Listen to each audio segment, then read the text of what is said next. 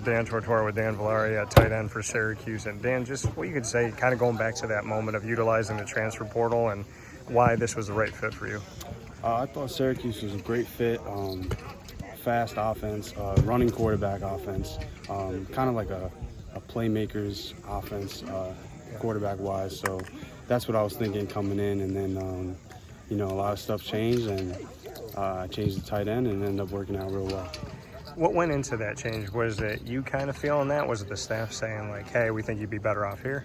Yeah, it started with some struggles, learning the offense and really understanding it.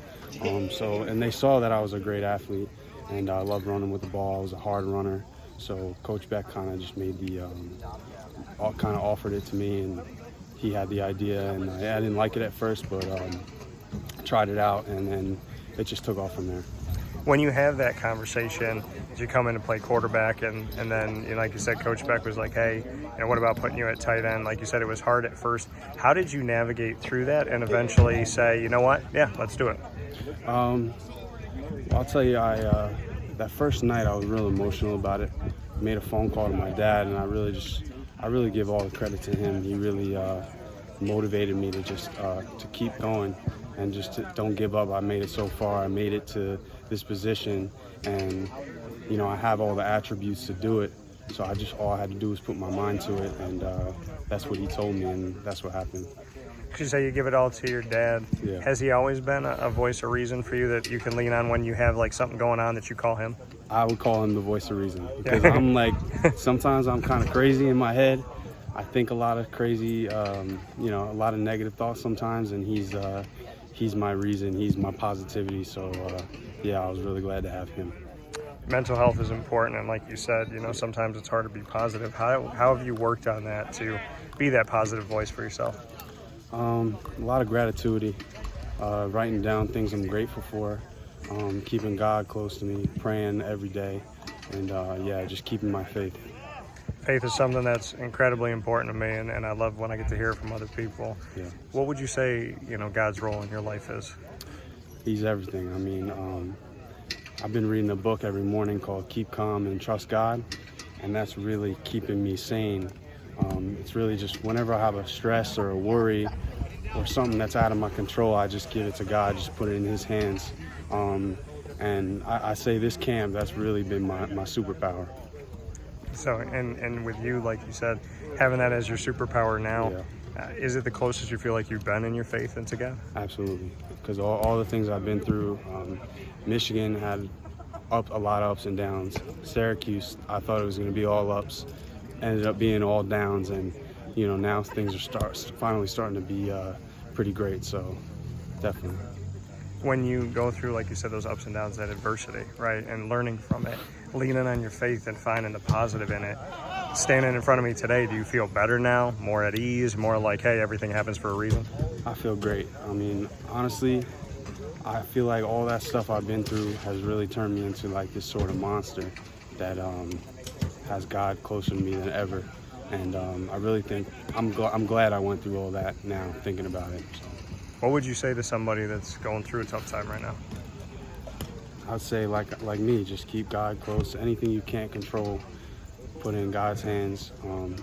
And all the things you can control, like what you do on the field, the work you put in off the field, perfecting your craft, focus on that and that only, and everything's going to take care of itself if you pray every day and you just believe. So you have that, you have the prayer, and then you come out here and you go to work. Yes, sir. How have you evolved as a tight end? I'll tell you, last year, I was getting my butt kicked in scout for weeks, man. That was one of the hardest times in my career, just getting knocked over and not really knowing what I'm doing and just going through that. Once I got through that and I ended up getting the start the last 3 games and playing, I was kind of still not very comfortable, but now I feel like I'm real comfortable and not completely there, but a lot better than last year and a lot more comfortable with the position.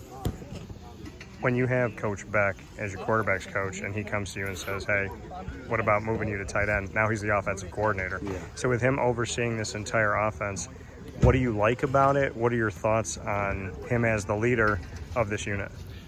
I love Coach Beck because he basically will look at a player, look at his personnel, and he'll put guys in positions to do what they do best. So, and I always kept a great relationship to him. I didn't, cuss him out when he told me to switch to tight end. I'm glad I didn't, because we got a great relationship, and he's a phenomenal coach, and he's going to put us in positions to succeed. What does this offense look like when we know that Arande Gadsden II, I mean, he's a wide receiver to us, but he's down as a tight end. Yeah. So when you're at the tight end position, where do you and the other tight ends fit in your opinion? I think it's a lot of blocking, and then we're going to mix in some trickeries or some passes in there. Like it's really just a balance. I feel like it's not all receiving, it's not all blocking. It's a balance for me. What are you most excited about for 2023? I'm excited for this team. I mean, we worked real hard this summer, and I'm excited to be out there. I'm excited that I'm feeling comfortable this year, and I have a coach now who teaches me technique and all that stuff. So I'm just ready to play, honestly. Lastly, from me, if we were to title this chapter of your life, what will we call it? Oh man, this is like the coming out party for me. Okay. This year, this is like my I don't know whatever you would call a coming out party, chapter 1. Yeah. That's what it is for me right now, and I think it's gonna be real exciting. Awesome.